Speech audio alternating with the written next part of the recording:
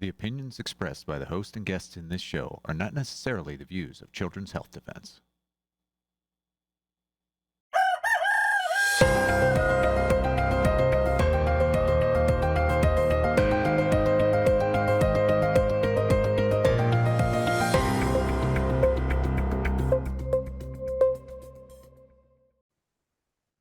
Good morning, CHD. It is Friday, July the 10th, 2026. We're live here at CHD TV.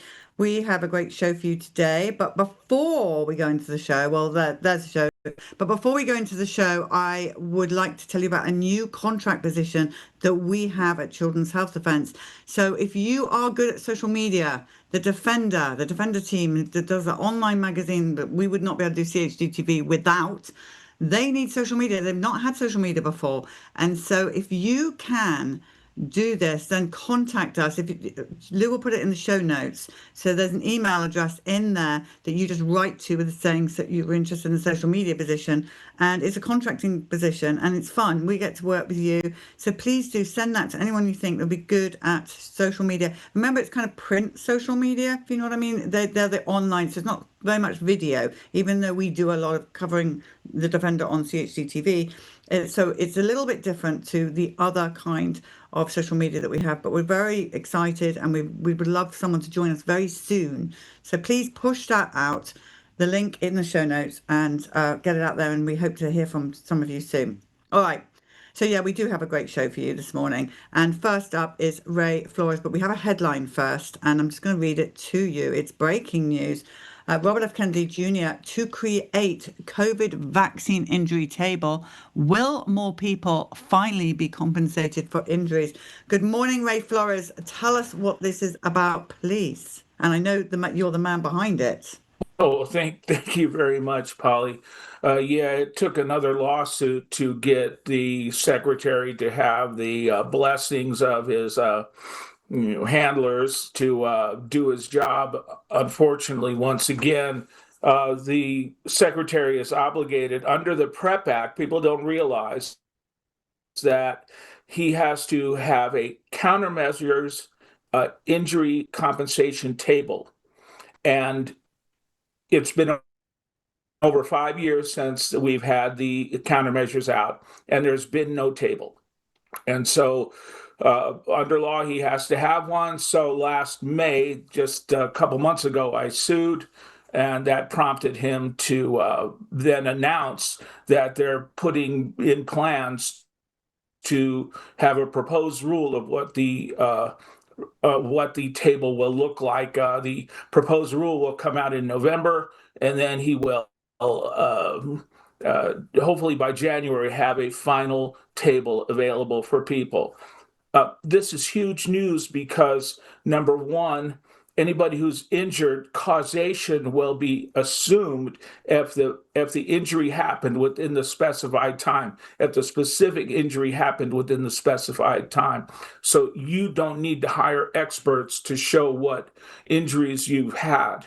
That's been a problem up until now because every payoff, or of the 60 people who've been paid a median amount of $4,300, it's all been off-table injury. Now everybody knows that there's table injuries for the vaccine court, but nobody knew that there was one required for the PrEP Act for countermeasures as well. So I'm glad to see that they're responding. They have until the 21st to respond to my complaint. I don't know if we're going to stay it, if they're going to fight it or what, but at least I got the ball rolling for him to at least take action. Yeah, it's amazing achievement, Ray. But here's the question I have for you. So some people will say, well, I know I was injured by the COVID shot. I know I've now got a blood cancer or whatever it is, but the doctor's telling me it's not. It's genetic, that I had it before. So does that count? Well, I really think that once it's a table injury, then the countermeasures compensation program, the CSIP program, they're going to have to acknowledge it as being a vaccine injury. And that's what makes it wonderful there. And you can see there in the language on the bottom that it'll be based on, compelling science showing that this is what caused those injuries. It'll be assumed.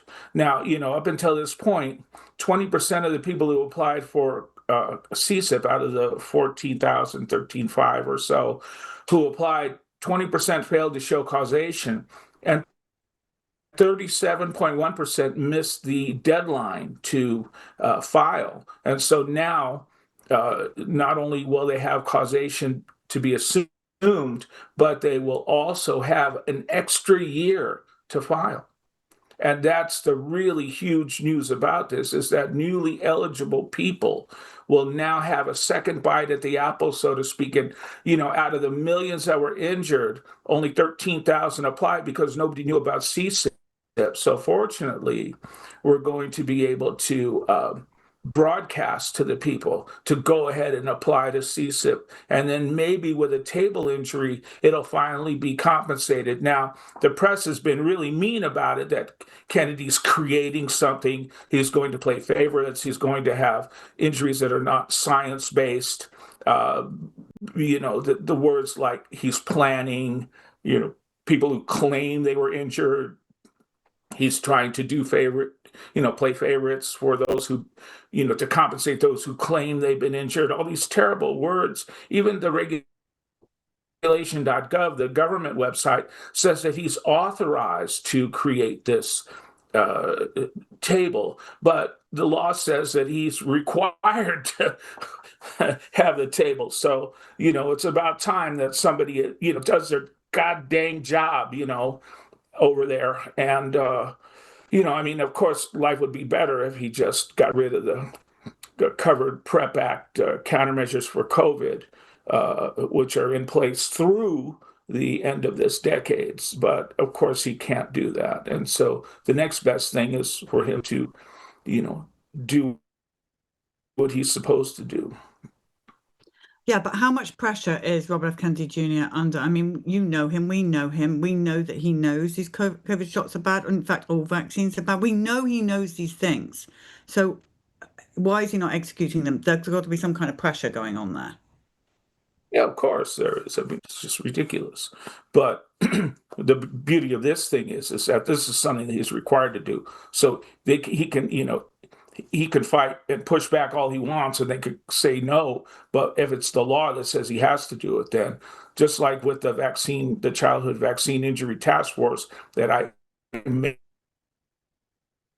lawsuit. I mean, why is it that it takes lawsuits to get him to do his job? And I think these lawsuits only provide cover for him. And that's why I dreamt up this lawsuit and the one before it. Yeah, So let's that he clarify that again. You cut out a bit then, Ray, but basically you didn't do the lawsuit because you don't like Robert F. Kennedy Jr. Explain again why you did the lawsuit so that he had to act on this. Well, yeah, I mean, he needs cover internally, I believe, to do his job because they're preventing him from doing it. I mean, he knew that the Childhood Task Force, the Vaccine Safety Task Force was required by law. He even sued HHS in 2017, but he didn't do it right away until I sued him. And now this is another situation where he has to put together a COVID countermeasures vaccine injury table, or not vaccine, but all countermeasures injury table. And for 5 years, no secretary has done it. And so for over a year, he hasn't done it as well. Aaron Siri warned him in a letter last July that he hadn't put together the table, and yet nothing happened. And so I believe that these lawsuits are the only way to do it. And Ray, so what can we, the people, do? Anything at this point? Wait, stand by, keep our eyes on the Defender and CHD-TV for updates? What's the deal?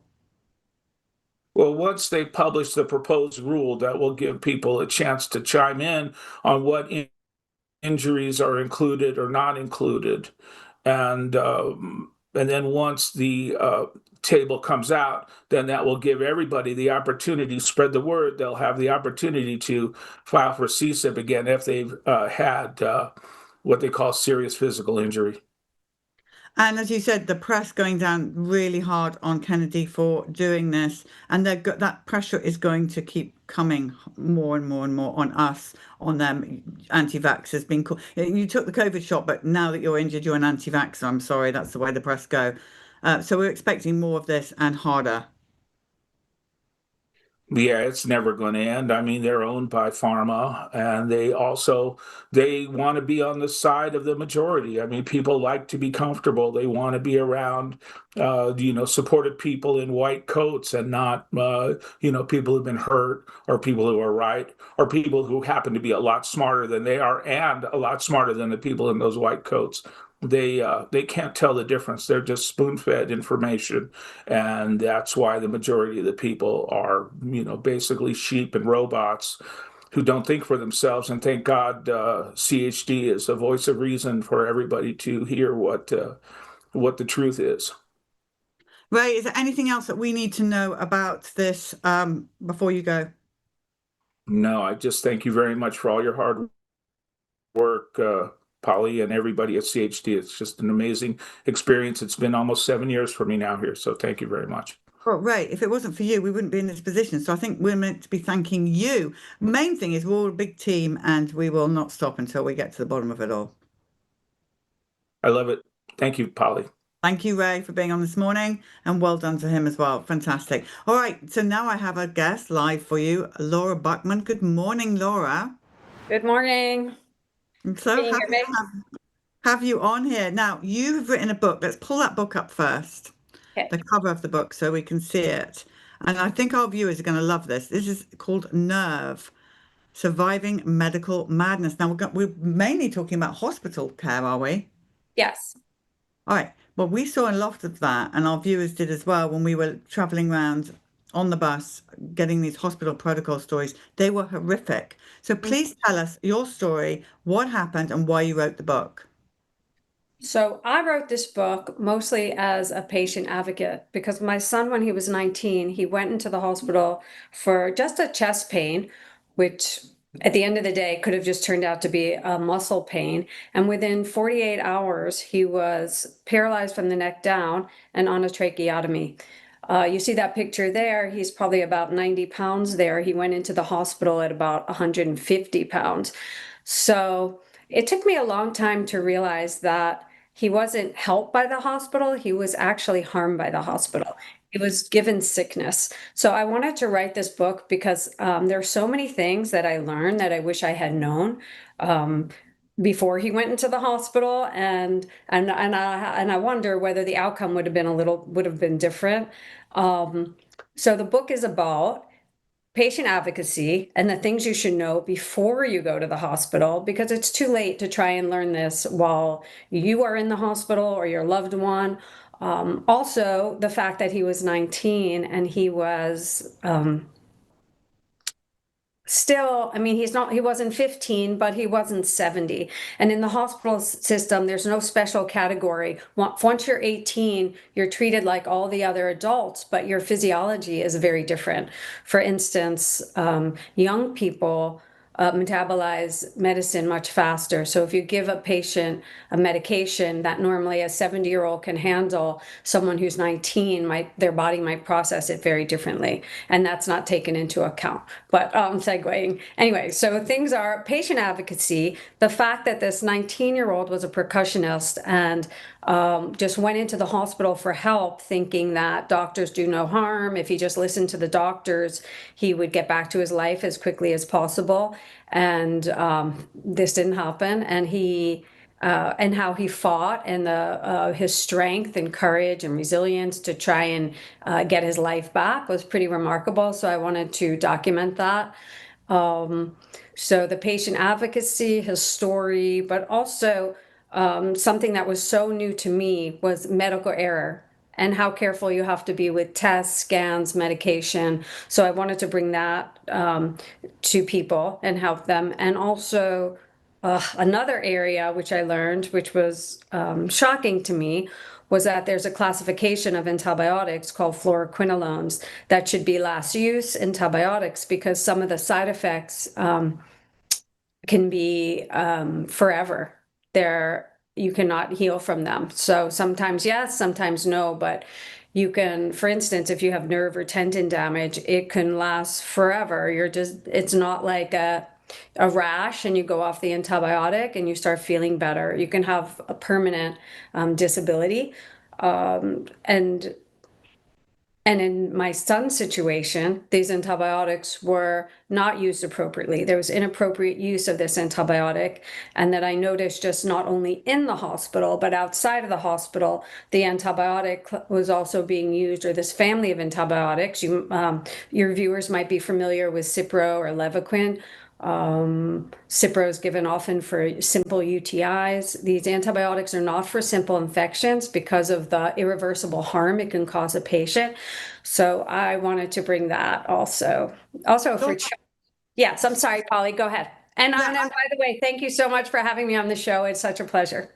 Oh, it's great to have you on. Laura, but I'm confused how he had a tightening of the chest or a bit of a chest issue or something, and then how he ended up in that photograph like that. What actually happened to him? Okay, so he went to the hospital, and I wasn't with him, unfortunately. And as soon as he got to the hospital, they wanted to give him a drug called tramadol, which a lot of people don't know is an opioid and can act like a sedative. So as soon as he got to the hospital, he was given this kind of drug. He rarely had medication in his life, and then he was given this kind of sedative type drug, and that's one of the things I want viewers to know is be very careful with what you take. Make sure you research everything thoroughly. You have to, unfortunately, it's our job now to our doctors aren't going to tell us what the side effects are of medications. We need to research it, because if you go into a hospital and all of a sudden you're given something that makes you a little woozy, they're kind of taking away your ability to fend for yourself, which you shouldn't have to do in the hospital system, but it's become so commercialized. You almost have to earn your stay in the hospital. You go in, I mean, if they can't give you tests and scans and procedures, they don't want you in the hospital. It's not like the old days, because they get a fee for service, and it's kind of like going to a really nice restaurant and thinking you could sit at this fancy restaurant and not order anything, or maybe just have a little appetizer. So not only do you have to sit and order, but you don't even get to do the ordering. The doctors and the administrative staff do it for you. So yeah, so one thing led to another. He was over medicated. He was given things that suppressed his respiration. He eventually had Guillain-Barré syndrome, which can happen from vaccines, but it can also happen from medications. And of course, I didn't know this till much later that that it was triggered by medication. I thought that because I showed up a few days later, I thought somehow he was lucky. The story that was being spun was that he was lucky to be in the hospital because, oh my God, he had GBS. What would he do if he was not in the hospital and had GBS? But it was beyond my wildest dreams to imagine that the hospital caused the GBS. So when you speak to the hospital, I mean, if you talk to anyone, do they acknowledge that they made mistakes? No, and one of the scary things about the hospital system is polypharmacy. So you can be given a medication and then you can have a side effect. So the first thing naturally would be, and this is why it's so important in the very beginning to take charge of your care and to question everything and being willing to be a bad guy, because if you have a side effect, they will give you another medication to treat that side effect rather than taking a step back. I mean, there are doctors, I'm sure, who won't do this, but in many times, as it happened for my son, they just kept layering on more and more medications to treat the side effects rather than thinking, okay, well, if he didn't have this side effect before he went into the hospital, let's take a step back and evaluate everything, and let's try and give him as little medication as possible. No, not in this place. It was like he was up to 14 medications at one point with almost no food in his system. So if you can imagine 14 medications in your body, And this is actually a real problem for seniors, is the polypharmacy, the giving of too many medications, which creates side effects, and then there's more medications. Yeah, it's actually petrifying. The more we hear about hospital protocols and the way the behavior, it makes you not want to go for anything into a hospital. People are afraid now. Yeah, so I would say that's true. Like, go to a hospital if you really need it. If you're in a car accident, if you're a heart attack, you can't wait to see your doctor the next day or go to urgent care. You have your arms in two pieces and you need it attached. I mean, those are reasons why you really need the hospital. And I would say also try and not spend the night in the hospital, because there's so much like, for instance, so much blood is taken in the hospital that's unnecessary. So you can become anemic really easily. Often people are hooked up to IVs and they don't, as you see in the video. And if you can swallow, you shouldn't have anything put into your body, because that can lead to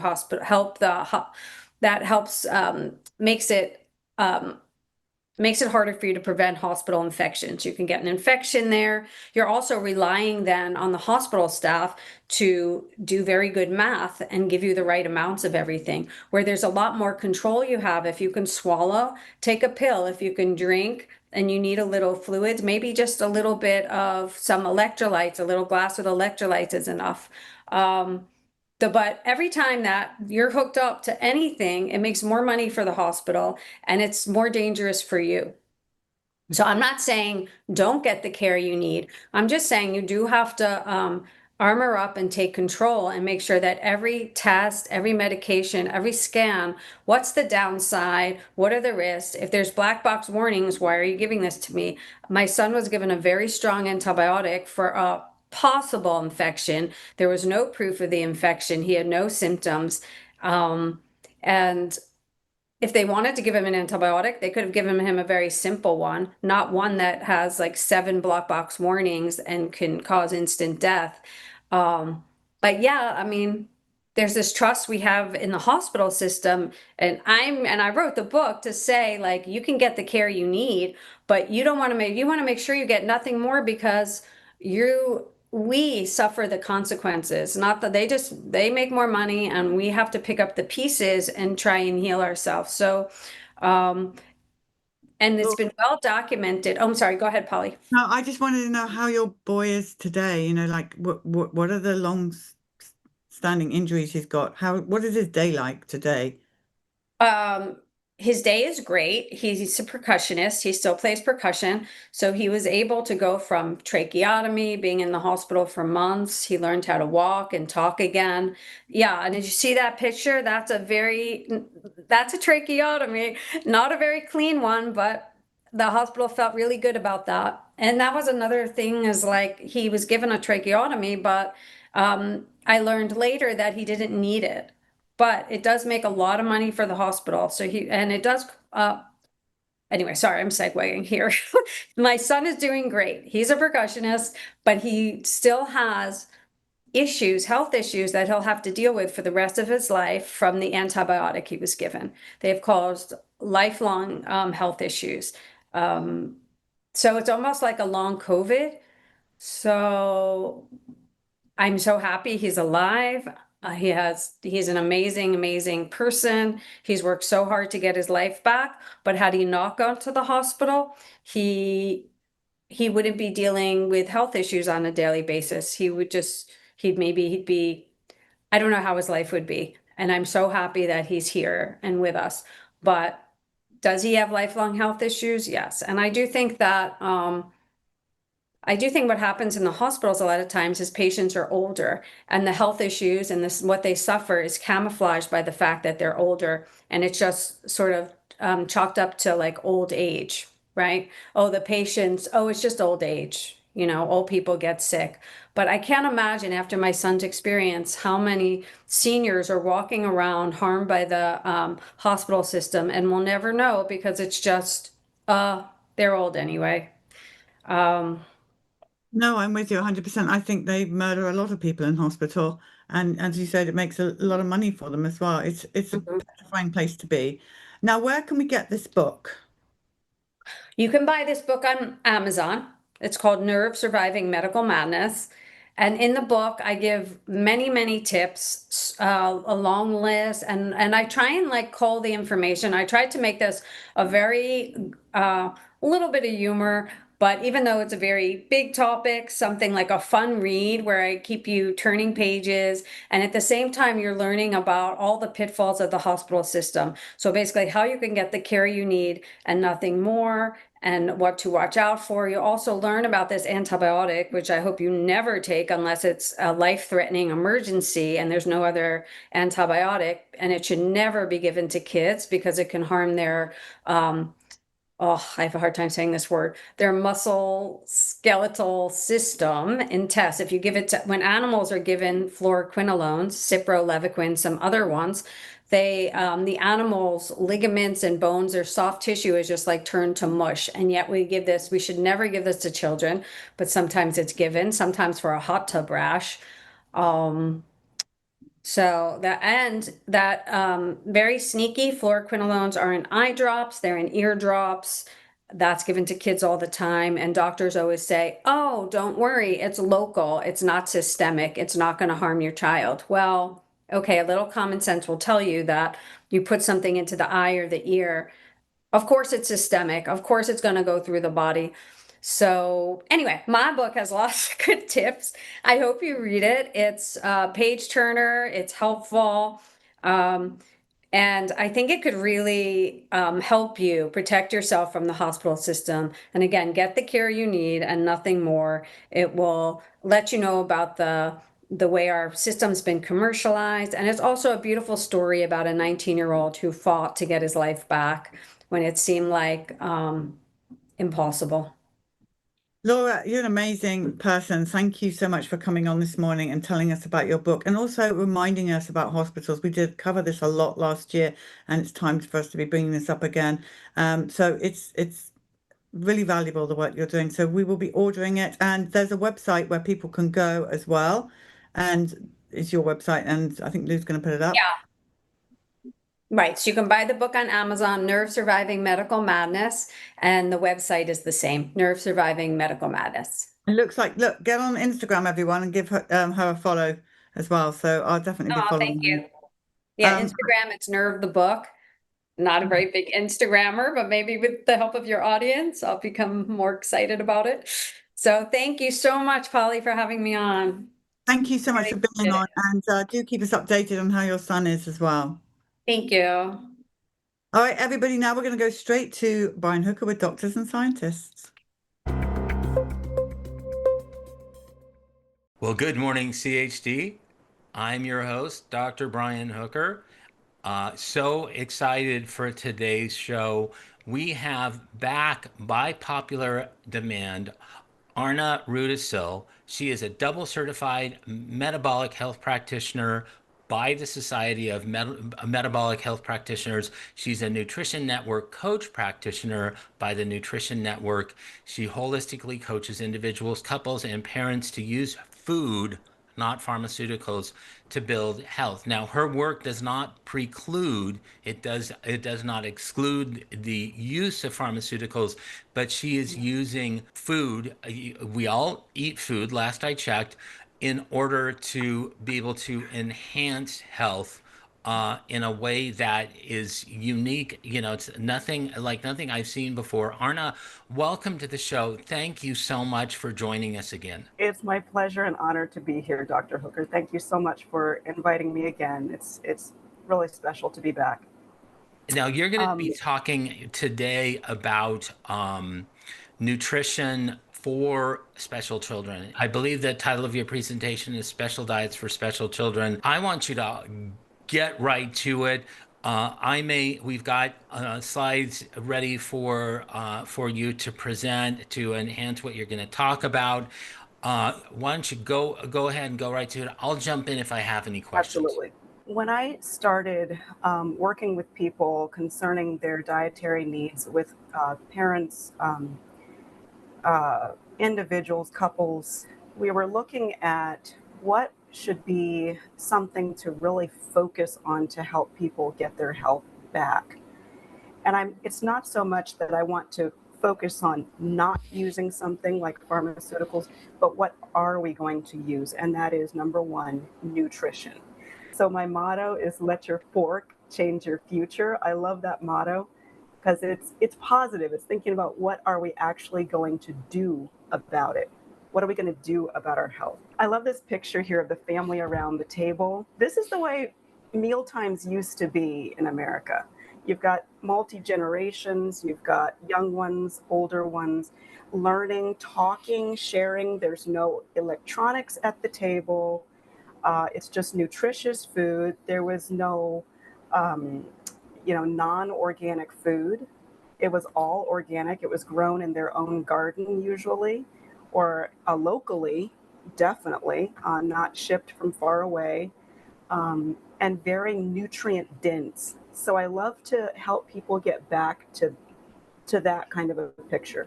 Nutrient density, eating as locally as possible, as organically as possible, and holistically. And that means just staying away from as many packaged foods as possible and getting real food into our children. I see it as being where food can either put you on a trajectory toward illness or toward health. There's like a fork in the road, literally,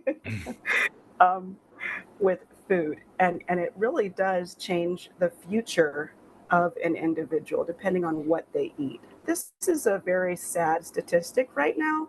We've got chronic conditions at about 30%. That's right about 1 in 3. If you look it up currently, our children right now are in chronic conditions. And this does not mean a cough or a sneeze or even the flu. We're talking, when I say chronic, that definition is referring to things that are lasting for months and months and months to lifelong, usually multiple medications in order to keep the child living or able to do daily activities.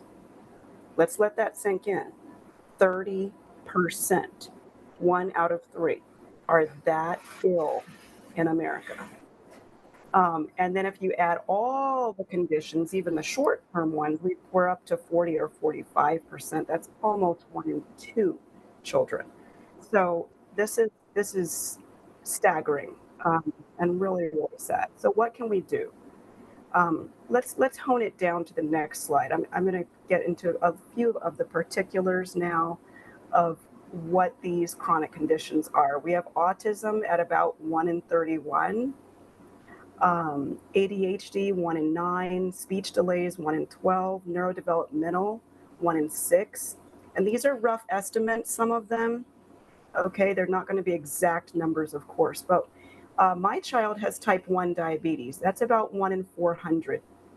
And so some people might say, oh, there's, 399 that don't have it. We're doing pretty good. No, 1 in 400 is a lot of children in America. We're talking about in the hundreds of thousands of children. Over and so that's 300. type 1 is just to make sure, how does that differentiate from type 2 diabetes, and what's the implications for your daughter? Yes. Thank you for asking that, because I know there's a lot of parents out there that will not know what type 1 diabetes is, and how it's different. When she was first diagnosed, I didn't know really what type 1 diabetes is. It's an autoimmune condition, which is right now, as of today, it's unreversible. So it's a lifelong condition in which a child, for every single carbohydrate they ingest, at every single meal, they would have to receive exogenous insulin. That's insulin coming out of a bottle instead of out of their own pancreas. So meaning their own body is attacking, their own immune system is attacking their pancreatic beta cells, which make the insulin. So my child can no longer produce her own insulin. It's impossible. So she is stuck using a pharmaceutical insulin in order to stay alive. She would die without it. Right. And she uses the insulin pump. Is she able to use the pump? Yes, right now she uses an insulin pump, which does help, but it does not reverse the condition. Correct. It gives the insulin without having to stick her in the arm or leg each time she has a meal. But yeah, there's still a lot of needles. She has to have that changed every 2 days and so forth. That's a really very, very chronic condition. And even type 2 diabetes, which is reversible, there are more and more children getting that these days simply because they're on pretty sugar-laden diets, which is Right. making them have type 2 at an early age. So you have 1 in 3,000 children with type 2. And then obesity, and that's again diet related, 1 in 5. Asthma, 1 in 13. Allergies, 1 in 4. And childhood cancer, which is astoundingly sad, very sad, 1 in 6,000 children. That should not be.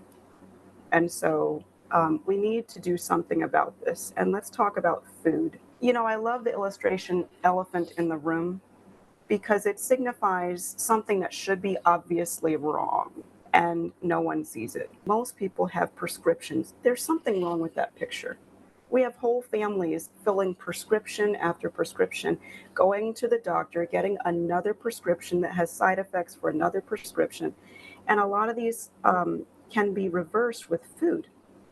And then we wouldn't need all the prescriptions. Here's another elephant in the room. Let's just pull up a chair and sit around our legislative tables, our regulatory tables, and find the reason for today's explosion in chronic and often life-threatening diseases. For years, nobody was talking about the elephant in the room being the exposures to chronic levels of mercury and other toxins and toxicants in today's food, in today's vaccines, even the lotions that children are putting on them. You know, the sunscreens, these are filled with chemicals and toxic exposures. And this was the elephant in the room, you could say, in the legislative sessions. But no one was seeing it until Secretary Kennedy got there. And he is the one pointing to this elephant of toxic exposure in the room. And I'm thanking God for that because no one was really talking about it. And now at least he's now putting the vaccines on the table. He's putting the food on the table. He's putting all those dyes on the table and finally getting people to come together to talk about what's making our children sick. Oh, by the way, I'm going to encourage parents also. I love these books. I'm going to encourage parents to go on and look for this on their local bookseller and order their copy of What's Making Our Children Sick and also What's Making Our Children Well by Michelle Perro. She is a wonderful naturalistic medical doctor and doctor of homeopathy, and she's also a pediatrician.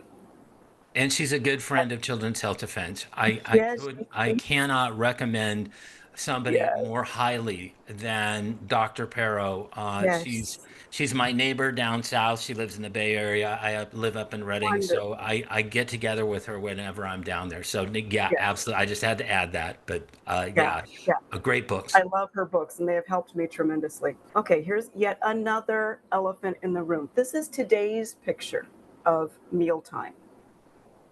Okay, I see a number of things that I would love to just change about this. Number one, the electronics the kids are watching while they're eating and what is being stuffed into their mouths. Carbohydrate heavy foods. And I see a bag of chips on the shelf behind them.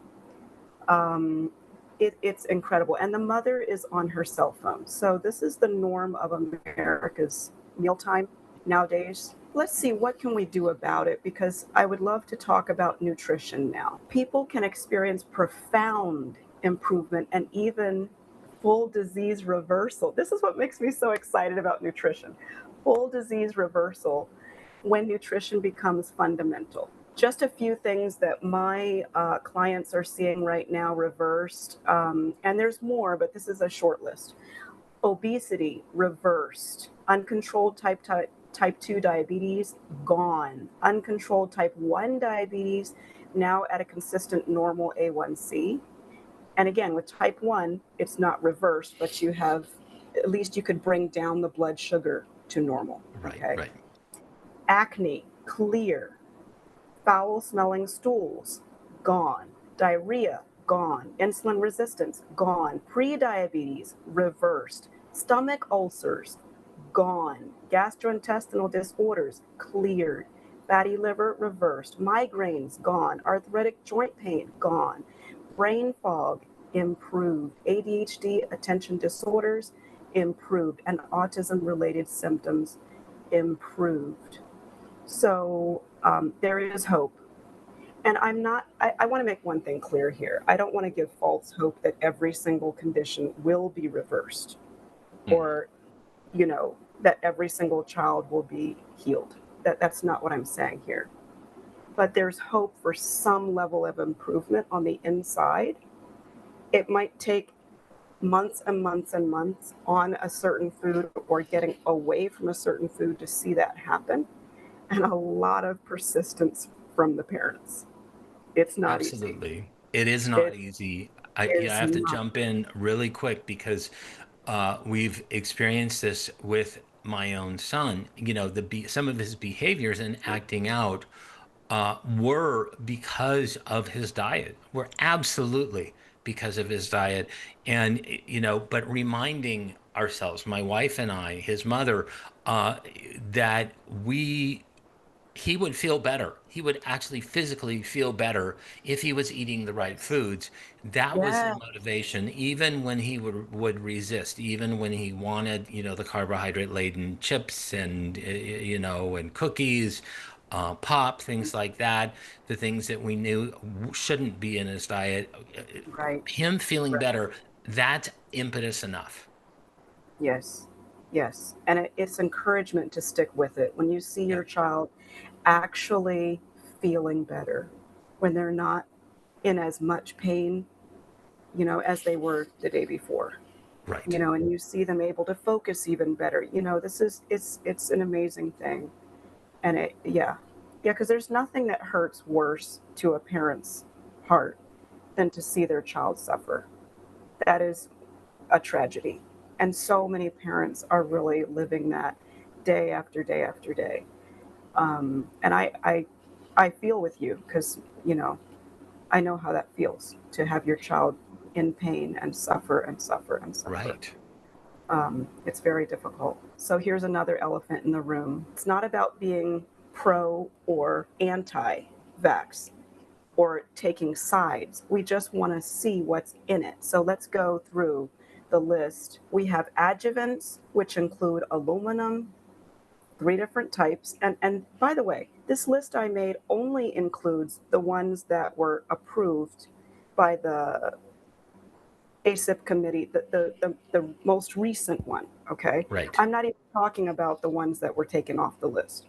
So this is much shorter than the list would have been a couple months ago. Okay, so we have adjuvants, a couple of them, aluminum, aluminum, aluminum, different types. Then potassium, aluminum, oh my, that's 4 different types. Then we have stabilizers, sucrose, sorbitol, mannitol, gelatin from pig. Okay, so for any vegans out there, you don't want to take them. Amino acids, lactose, glycerin, monosodium glutamate, that's MSG. I don't know what that's doing in a vaccine, but it's in there. Surfactants, I'm not even going to go through. Oh, polysorbate 80. Okay, parents, this is very serious. Polysorbate 80 is something that helps other ingredients to get through tissues. Okay, it can actually get through the blood-brain barrier of your child, and all these other ingredients, such as the aluminum, are walking straight into your child's brain. So this is why I do not believe that vaccines are healthy, and they're very toxic. Just those 2 things, not to mention the rest of this list. Just the polysorbate 80 and aluminum is enough for me to say, stop. That's it. Number 7 category would be buffers. Then we've got sugars. What's a sugar doing in a vaccine? I don't know, but it's in there. Proteins, including yeast and eggs. Oh, and there's so many children allergic to AIDS. Isn't that an interesting coincidence? Then we've got bovine serum. Interesting. Okay, so that comes from a cow. And then Mhm. human serum albumin. This is another tragedy, parents, that we have ingredients in the vaccines that were originally taken from aborted babies. Let me just say it the way it is.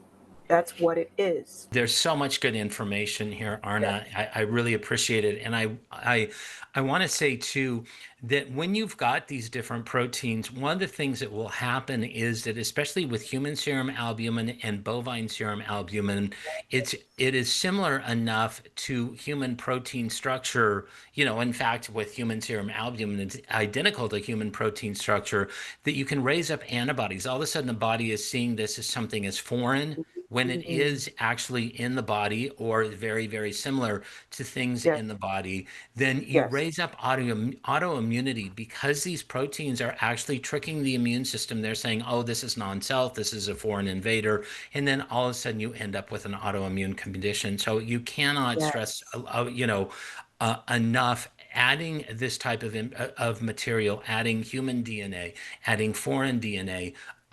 Same thing happens, and I'm so glad that you highlighted also the abortion issue, because people just do not know this.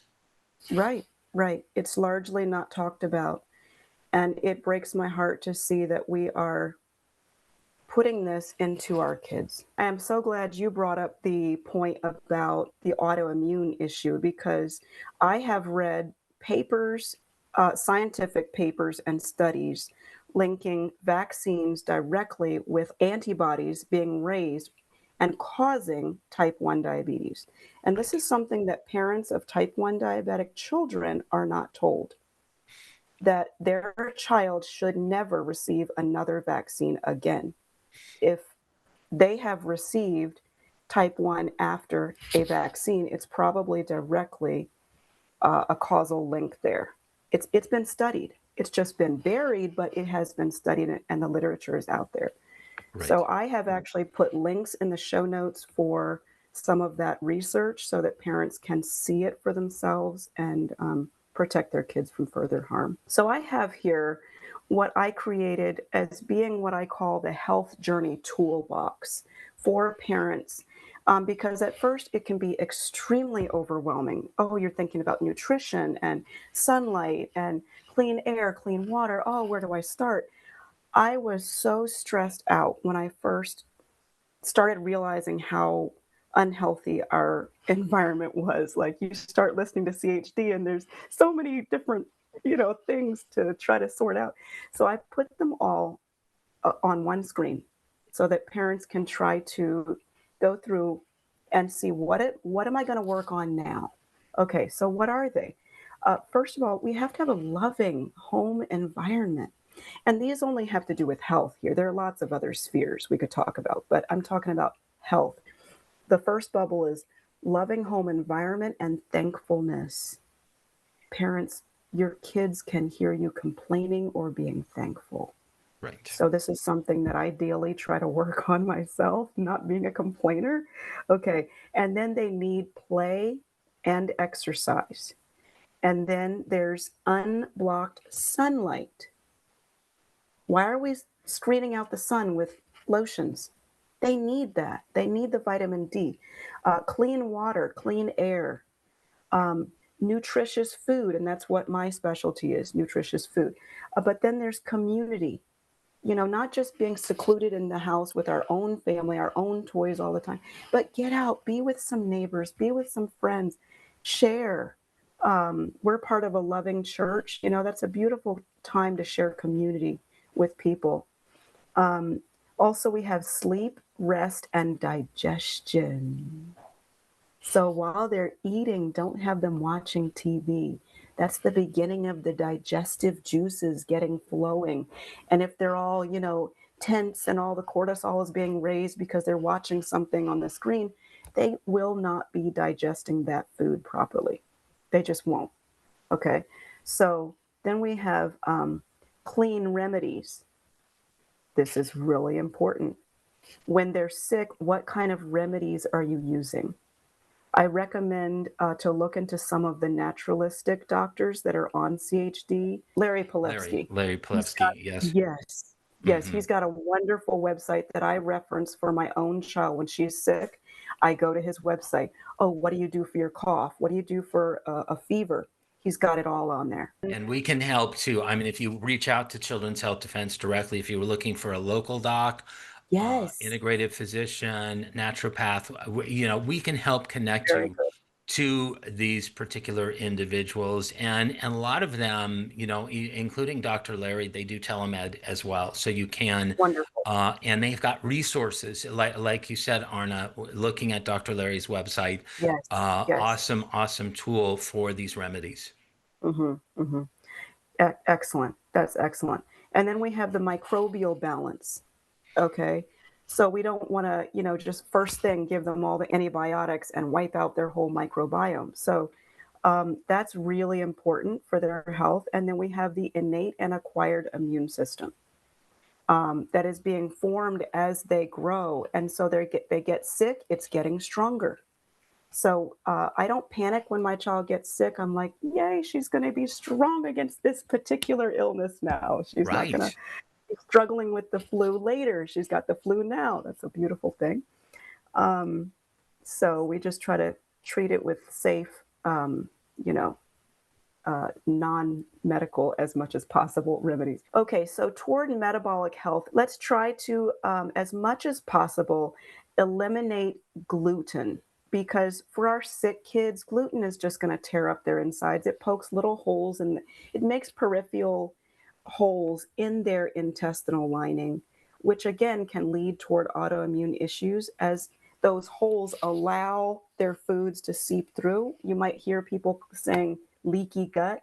Well, it's not just a saying, it's real and it's a thing. So that happens largely because of gluten. So let's stay away from gluten. Incorporate organ meats as much as possible. Replace synthetic B vitamins with like folic acid, stay away from that one, with methylfolate instead. And then replace your cyanocobalamin with methylcobalamin as much as possible. These natural B vitamins, because a lot of our kids, especially autistic kids or kids with different autoimmune conditions like my child, she's got like a double genetic thing where she cannot break down B vitamins. Right. Right. If they're not the natural form, the bioavailable form. So that's really serious. Remove fluoride. That's a big one. So I'm not going to go through all of these. I need to move on, but I have down here also eat organic as much as possible, because the non-organic foods are also poking a lot of holes in your intestines and killing off your microbes. So it's not just, oh, it tastes better. It's not about the taste we're talking about. It's about the actual nutrient profile of the food. And it doesn't have poison sprayed all over it. Okay. So reduce your EMF exposure and your artificial lighting, especially in the evening. You'll digest better and you'll sleep better. So if you're sleeping better, you're digesting while you're sleeping, right? It's all part of metabolic health. So specifically about neurological conditions, saturated fat is excellent for neurological conditions. The brain is made largely of fat, and so saturated fat is what the brain needs, okay? And that's found, parents, in meats, eggs, cheese, dairy, and coconut. There it is. And some of the unsaturated fats are also excellent, such as fish and seafood. Cod liver oil, awesome. Avocados are awesome. Olives, peanut butter, nuts, and seeds. Tell yourself and your children why you're doing this, okay? If they're old enough to understand, don't just do it, but try to involve them and model your gratefulness. Talk about foods during your meals. Oh, what's in this? Oh, this has so much protein, and be excited about it. Really own it. Don't be embarrassed or ashamed of eating healthy. It's something to be proud of. Tell their friends about it. Wow, we have grass-fed beef on the table. That's so awesome. Let's talk about the safety and contraindications of doing the ketogenic diet, because this is serious. If we do have type 2 diabetics that are wanting to do it, and I don't want anybody to be hurt. So if anybody is taking a sulfonylurea kind of drug, that's a medication that's used mostly for type 2 or obesity, you've got to get your doctor to deprescribe that before you start ketogenic diet. Otherwise, you'll end up with something called DKA, which is diabetic ketoacidosis. Basically, where your blood sugar, instead of going down the way it should, the drug will make it go up. Right. And It's very dangerous. you'll be in trouble. So that's very dangerous. So now let's cut the sugar. So now you're off of those dangerous drugs, right? And you're going to cut the sugar. So how do you do that? Stick with organic animal protein as much as possible as the main part of your meal. So instead of thinking about a pasta or a rice or a bread as the main part, you're going to think of the meat as the main part. Everybody needs protein. This is an essential part of our diet. Amino acids and fatty acids. You cannot live without those two things. You can live without carbs. That's not an essential component of the diet. Okay, Absolutely. but you need that and protein. Your body can make the glucose it needs from proteins, from Yes. fats, even Yes. from nucleic acids. It will build, the building blocks are there. So you do not need carbohydrates. Absolutely. Absolutely. So yeah, remember that sugar is not just sweet foods. Okay, this piece of bread, and this is plastic. I just bought it because it's great for illustrations. It is about 15 carbohydrates. Okay. Right. And then we put peanut butter and jelly on it, and we have 2 of them, and we eat it just like that. Just this without the toppings is 30 carbs. Okay. 4 carbs is 1 teaspoon of sugar. Just convert that. Okay. 30 carbs, even without the jelly? And we're going to give that to our child for lunch. No wonder they're bouncing off the walls. It's just like we're feeding them teaspoons of sugar. Here you go. And then we wonder what's wrong. So yeah, starch turns to sugar. Okay. So then give them a small side of non-starchy vegetables. And when I say small, they're children. Start really tiny. If they're not used to vegetables, make this an amazing, beautiful experience. Use plenty of salt so it tastes really good. Experiment with different spices, like garlic powder can do awesome things to the flavor of vegetables and meats. Make the food taste amazing. And they'll be actually asking for more. Read ingredient labels when you're in the store. Watch for total carbohydrates, not just added sugars. Okay, that's where they get you, is the total carbs. Cook together, parents. Get in there and help your kids explore and let them use a beater. Try to beat the eggs. You let them experiment with doing this. Right. And then they'll like to eat it because they help to make it. Kids love that. They love that. I can't agree with you more. I mean, and we have a lot of a significant portion of our viewers have special needs kids. We still get them involved. I mean, even if it's having my son crack an egg, he's got motor issues, or pick up a whisk and just stir something a little bit. That's how we got him to eat eggs, was and having that conversation with him. This is good for you. This is making your body feel better. This is healing your gut so you can learn. We've presumed competence, even when he wasn't showing, the ability to communicate with us, presuming competence. So we would get him in there, and I have to thank my wife for doing it, for getting him into the kitchen and having a little bit more control in his life. That encouraged him to eat foods that he would not would not normally eat. So I have to thank you for that. Yes. And my hat is off to your wife for doing that. That is beautiful. That's beautiful. And likewise to any parent of a child who is difficult to work with, and you're working with them anyway and putting time into that child, spending time with them in the kitchen. That is so just priceless. Absolutely. Yes.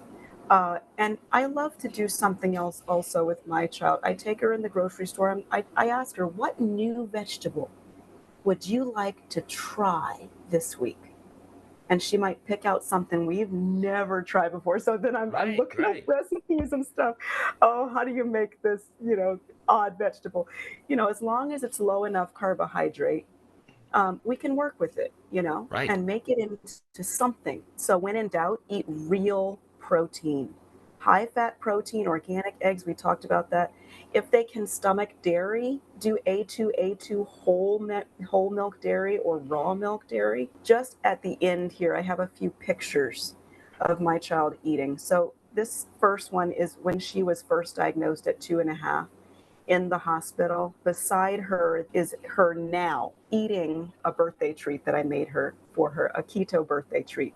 So Oh my goodness, she looks so great in that after picture. So healthy. In the after picture, wow. I did just create a free ebook. So anybody that wants sugar sensitive kids need good food to eat. So I've created a book called Recipes for Sugar Sensitive Kids, allergen friendly. So anybody that's trying to stay away from gluten, dairy, things like that, they can feel free to download this book and share it with friends. Get this around, because parents need help. I needed so much help when I first got this diagnosis, and I didn't know what to feed my child. So there's a lot of links in the show notes. This is one of them.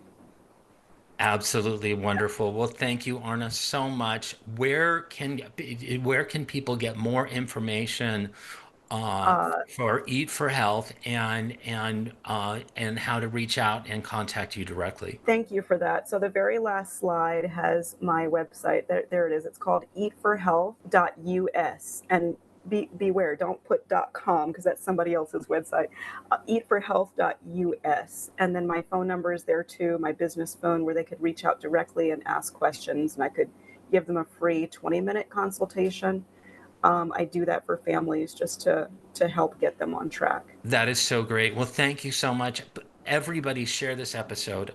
This is so important. We have to eat. We might as well be eating the right foods and also adjusting the right foods to help our kids' conditions. You will not regret it. You will absolutely not regret it. I hear so many excuses. Oh, well, it costs more. Well, what's going to cost more at the end, the medical bills or your grocery bill? So again, thank you so much, Arnah. No problem. Let your fork change your future. Words to live by. Thank you so much. And thank you, everybody. Share, get everybody to watch this important episode of Doctors and Scientists, and you have a great Friday.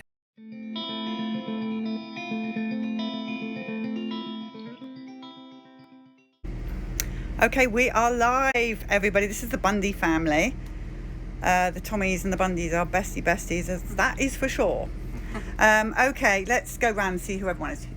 We know who you are, but tell everyone who you are. I'm Carrie Bundy. Bryce Bundy. Who are you? Shiloh. How old are you? 6. Beautiful 6-year-old. And you are? I'm Oliver and I'm 11. You're 11? I'm Lucy and I'm 14. Okay, and we have one other as well, who is not here right now, who's Ella, who works at Children's Health Defence. Yes. So she's 18. She's 18, absolutely. All right, this is the story of Mason. And so let's go back to talk about Mason, which is very hard, I know. And we really appreciate you doing this story. Let's talk about Mason as he was before he took that shot. He was a normal baby. He was born early, just like our first 4 kids all were born 4 to 5 weeks early, but he was the only one without a NICU stay. And that was pretty remarkable. No NICU stay. No NICU stay. So he was probably the healthiest then. Yeah, he was right off the bat. It was amazing that he hadn't had to spend any time in that NICU. We were used to being there with Ella and Lucy for a couple of weeks. And so you took him in for 4 months. Yeah. A well check. Mm-hmm. And what happens there? We went in and I was hesitant to get the vaccines at all. I had been reading, some things online that I didn't like that got me questioning why I needed to do all of this at once. He'd also just been sick with RSV 3 weeks prior, and he was 5 years younger than my oldest.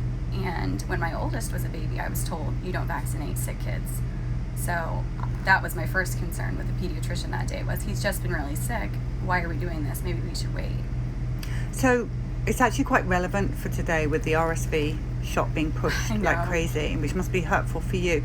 But I just want to clarify this. So Mason had RSV and he was just getting over it, so he was going to be okay.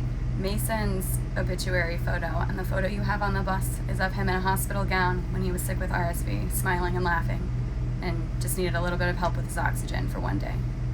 And he was a premature baby, and he caught RSV, but was on the mend from that. Yeah. Okay, so you're at the doctor's and you're telling the doctor, pediatrician, about Mason. Yeah. And he's been sick and you're concerned. And what does the doctor say? That it's fine, and that it was so immediate that they jumped to this, because now I believe that they jumped straight to this level of intensity because I had presented such factual information. You know, the information's changed in the last few years. Why would we vaccinate a kid that's been recently sick? And they said, you know, he's a preemie and he was born 5 weeks early, and if he gets something like pertussis, which was one of the shots he was getting that day, was DTaP, then you're essentially signing his death certificate, because if he gets it, he's going to die. And that shook both of us, especially Bryce, and I just finally went along with it.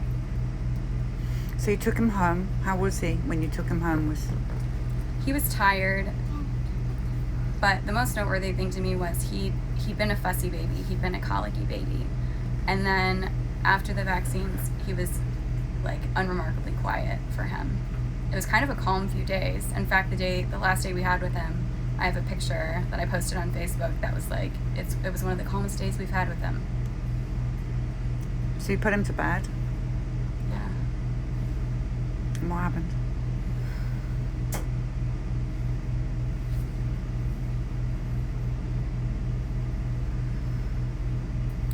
And I kissed him goodnight, like I always do. And Bryce and I watched a movie, and he was studying for midterms because he was in college at the time. And we went up to bed a little after midnight, and he slept in our room in a pack and play, in a bassinet. And I bent over to kiss him like I did every night. The lights were off, but I could, see his face to kiss his cheek. And when I bent over and kissed him, I felt that his cheek was really cold. And I knew that he was dead. And I just started screaming, and Bryce picked him up and ran. And you rushed him into hospital? Yeah, I took him in the car and was trying to give him CPR while I was driving, and just ran into the emergency room and said that my baby was dead, and they took him and started working on him. And it took a little while for Carrie to get there to be there with us too. It felt eternal when he ran out the door. So many people are like, why didn't you call 911? We just couldn't think. We just could not think. And Bryce thought, I'll get there faster. And he probably did.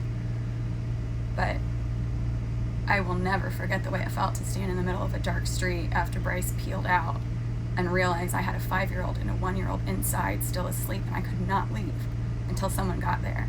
And that was at least 20 minutes out, which doesn't sound like a long time, but it felt like it took forever. And I didn't know. This was before you were on your phone every second. So I didn't know. The whole time I thought there was hope. And there wasn't. So when you got to the hospital, you were interrogated as well, right? Yeah, we were separated by the police while we were at the hospital right after they stopped working on him before we were allowed to leave. They also went through our house where my dad was with the kids, and Bryce's sister was there too, and they took pictures of the girls, 1 and 5. Took pictures of the rooms, took pictures of everything right then.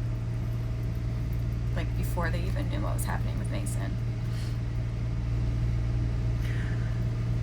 And the pediatrician, where's she in all of this? The pediatrician never said anything. They sent stuffed animals to Ella and Lucy for the funeral, and that was it. I don't think we ever even went back to that practice. I think we immediately just switched to a family physician that I knew, that we were seeing, our family physician, before eventually switching to the pediatric chiropractor as their primary physician. And what people don't understand, which sadly so many people in your position tell me over and over again, is that this pain never goes away, and it destroys. It doesn't just affect you, the siblings. It destroys everything. It destroys your soul. It destroys your marriage. It destroys your kids that do survive because they don't have the parents that existed before this trauma happened to you.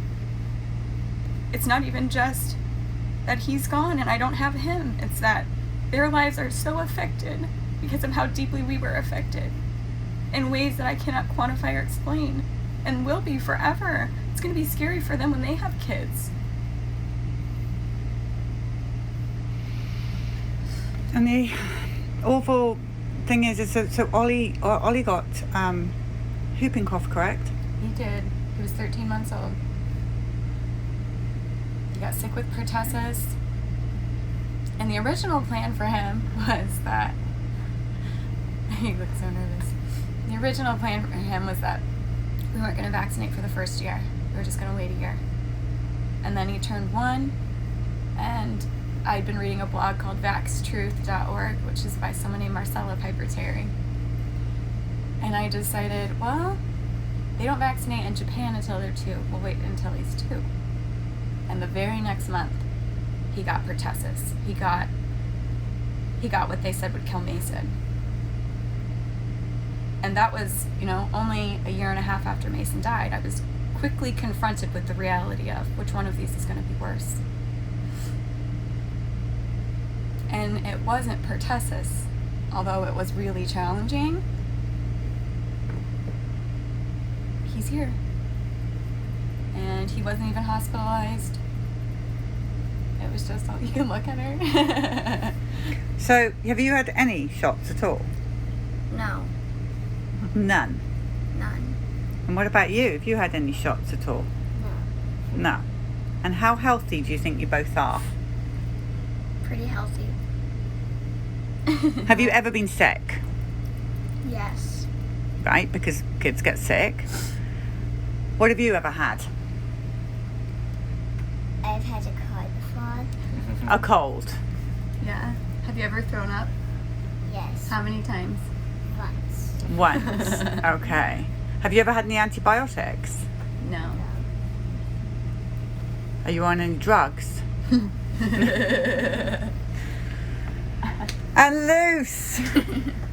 Everybody, do you have somewhere where we can follow your art? Not yet. Not yet. Okay, so Lucy is an amazing artist, everybody. And so Carrie will make sure that her art is up for you all to see, because it's truly amazing. And Lucy, this must have been a big impact for you as well. Yeah. We're sorry. It's not okay, any of this. No. None of this is okay, everybody. And the Bundys go out of their way to tell their story, and it's painful every single time. What advice would you give to that young mother who's watching TV and being told that their 6-month baby needs to have a COVID shot, and God knows what else is on the schedule these days? What is your advice? Because they're going to be bullied just like you were. Yeah. I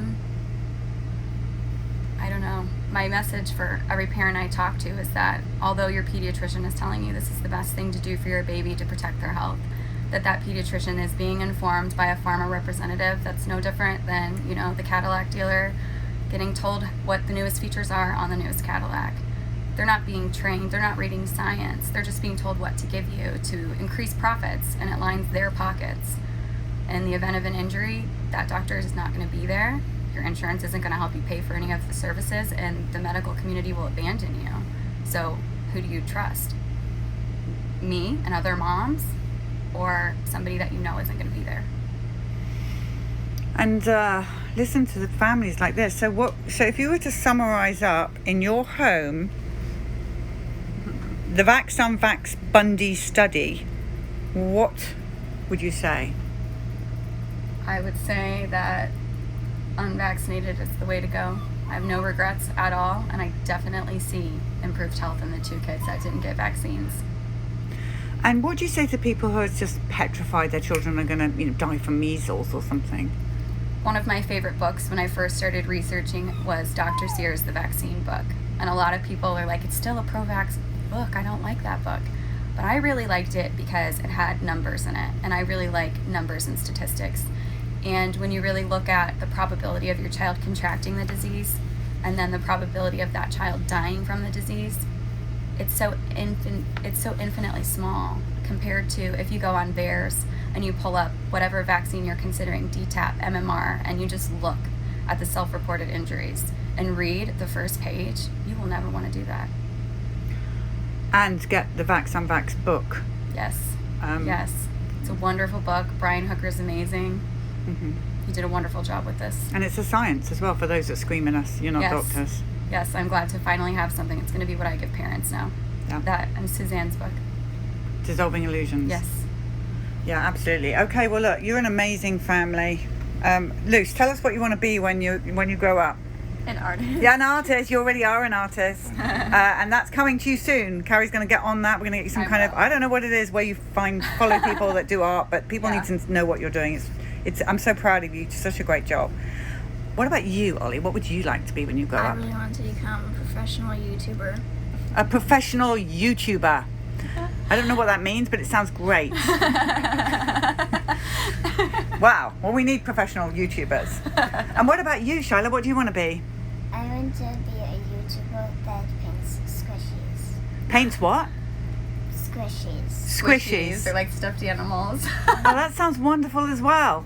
Like It does. Laura Elizabeth. Like Mariah Elizabeth. She's a YouTuber. Okay, well, sounds like this family's got themselves all sorted out, and we have the amazing Ella as well, working at Children's Health Defence. You're an amazing family, and you give so much education to... I wish I'd listened to you. I'd known you, and I'd heard Mason's story, and I'm not sure I know Mason is saving so many children. There's no consolation, it doesn't bring him back, I know. And our people were giving you so much love, and thank you for all you do at Children's Health Defence as well. Okay, people, we are going to be out on the road traveling, but we will come back to you with some more stories.